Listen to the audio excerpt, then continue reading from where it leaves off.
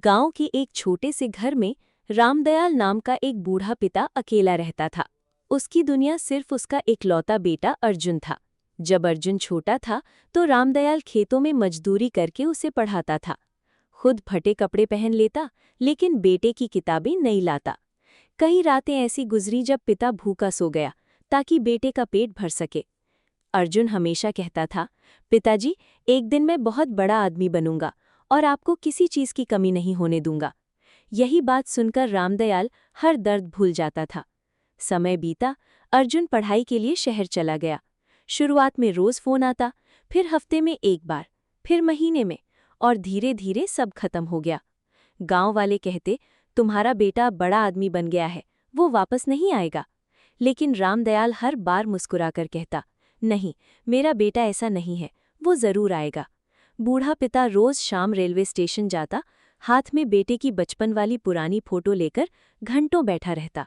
हर train के रुकने पर उसकी बूढ़ी आंखें दरवाजों की तरफ दौड़ पड़तीं। कोई भी नौजवान दिखता तो उसका दिल जोर से धड़कने लगता, लेकिन हर बार निराशा हाथ लगती।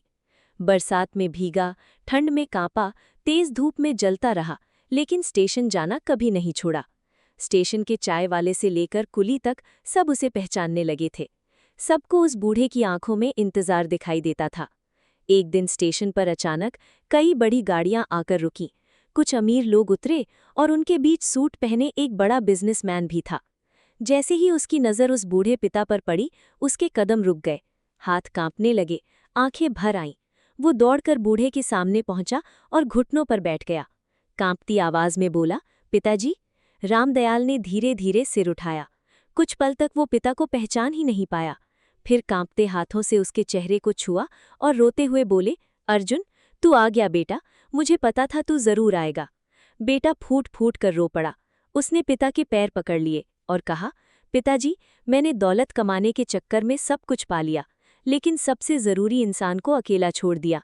मैं बहुत बड़ा आदमी बन गया, लेकिन अच्छा बेटा नहीं बन पाया। स्टेशन पर खड़े लोगों की आंखें नम हो गईं।